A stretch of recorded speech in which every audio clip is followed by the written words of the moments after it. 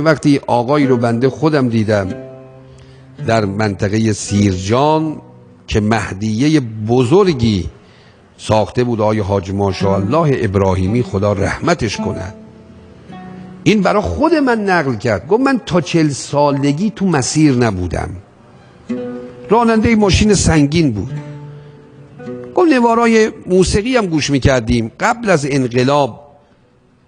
گفت وقتی یک راننده رسید به ما تو جاده یه نواری داد به ما، گفت اینم از رو ضبطت گوش کن. گفت نوار رو تو راه که میرفتم تو جاده گذاشتم، دیدم صدای سخنرانی یه آقایی است، یه نوار مال مرحوم آقای کافی بود. و دیدم لا حول ولا قوة الا بالله و بعد شروع شد و بعد اول سخنرانیش یبن الحسن یبن الحسن، همه دارن گریه میکنن، همه یبن الحسن میگن. گفت من فکر کردم این موسیقی بعد از ایناست، یک کنجکاو شدم که ببینم بعدش موسیقی هست یا نه. تمام نوار رو گوش کردم، 1 ساعت نوار گوش میکنه و تدبر میکنه. من از خودش شنیدم ها. گفت ماشین رو کنار جاده زدم کنار، سرم رو گذاشتم رو فرمان، حدود 1 ساعت گریه میکردم تو 40 سالگی. گفتم یا من گم کرده راهم یا اینایی که یبن الحسن میگن راه رو گم کرد. یبن الحسن کیه؟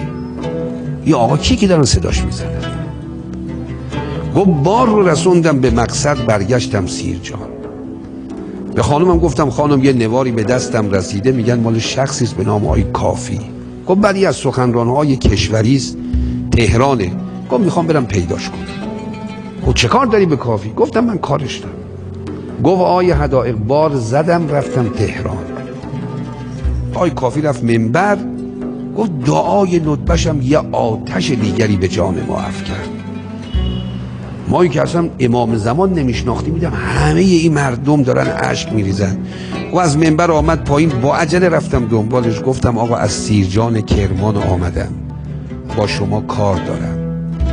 و با آقای کافی گفتم منم آمدم از شما دعوت کنم بیای سیرجان منبر. آقای کافی گفت من برای تقریبا 11 ماه بعد وقت دارم. برای کی میخوای؟ گفتم برای ایام فاطمیه 2 هفته دیگه.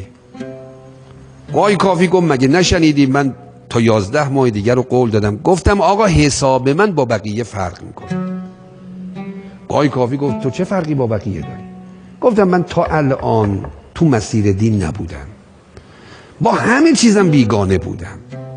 یه نوار از شما به دست من رسید، اون نوار تو جاده منو آورده تهران. آمدی. آقای کافی گفت نیامدم چه میکنی؟ نیامدی من از همین راه بر میگردم میرم، روشم همون روش گذشته زندگی است. قیامت به خدا میگم خدایا من آمدم سر خط، این مبلغ دینت کمک نکرد. گفت تا اینو گفتم آقای کافی شروع کرد گریه کردم. گفت دفترش رو نگاه کرد، گفت من فاطمیه اول رو گرگان قول دادم.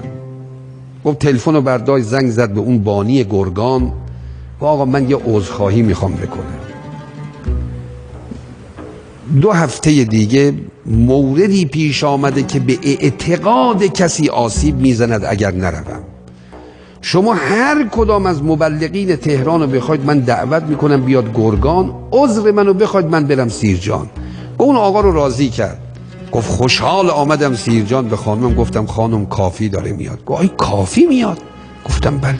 ان تنصروا الله ینصرکم، بیا سر خط خدا دستتو میگیره. گفت آی کافی آمد. خیلی ها تعجب میکردن که چرا آی کافی خونه این آدم اومده. گفت 5 شب گذشت، آی کافی رو میبردم کرمان برای فرودگاه. آی کافی گفت من تا زنده باشم عهد میبندم فاطمیه اول هر سال سیرجانم. حالا در ما دید اون اخلاص رو. یه شبی ما در همون مهدیه سیرجان گفتن آقا دعای برای نزول باران کنید. ما هم دعا کردیم و جریانی از مرحوم کاشف الغطا نقل کردیم. آمدیم پایین، شب شام منزلی که از مؤمنین بودیم، آقای حاج ماشاءالله کنار دست ما سر سفره نشسته بود. آقای حدائقی جریانی که از مرحوم کاشف الغطا نقل کردی و اون قهوه‌چی که امیرالمومنین فرمودن بیاید به قهوه‌چی تو کوفه بگید دعا کنه بارون بیاد چیز عجیبی نیست. گفتم چطور؟ گفت ببین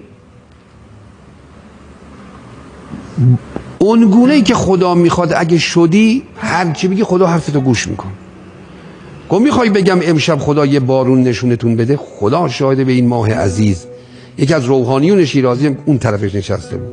گفتم بگو. یه سری به طرف سقف اتاق بلند کرد گفت خدا یا یه بارانی امشب به اینا نشون بده. اون شب یک لکه ابر تو آسمان نبود.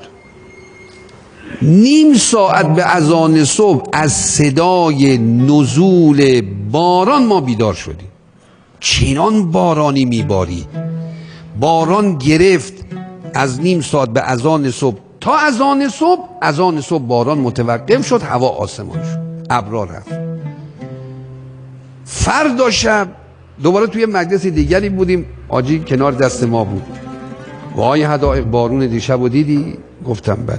گفت نگی اتفاقی بودا، میخوای بگم امشبم یه بارون دیگه نشونتون بدن؟ گفتم بگو. دوباره سر بلند کرد گفت خدا یه بارون دیگه هم امشب نشون بده. تکرار شد. نیم ساعت به اذان صبح باران گرفت، اذان تعطیل شد و باران قطع شد. بعد میگفت حرف خدا رو گوش کردی حرفتو گوش میکنن. میگفت مردم نمیدونن امام زمان کیه. این آدم تو 40 سالگی اومد سر خط، سواد نداشت ولی دنیایی معرفت در این آدم بود. میگفت هر کجا یه کسی گفت آقا ما در فلان شهر میخوایم مهدیه بسازیم، گفت منو دعوت کنید بیام بگم مردم امام زمانتون رو نشناختید. بعد یه جمله به من گفت آی حداق میدون آرزوم چیه؟ گفتم آرزو چیست؟ گفت دلم میخواد روز میلاد امام زمان بمیرم.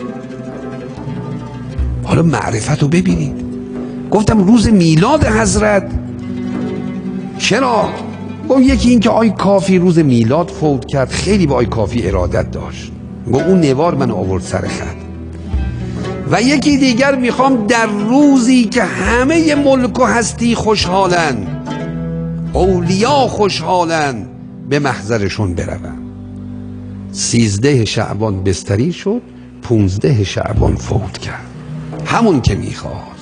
این آدم شد یک عنصر فرهنگی قوی در استان کرمان.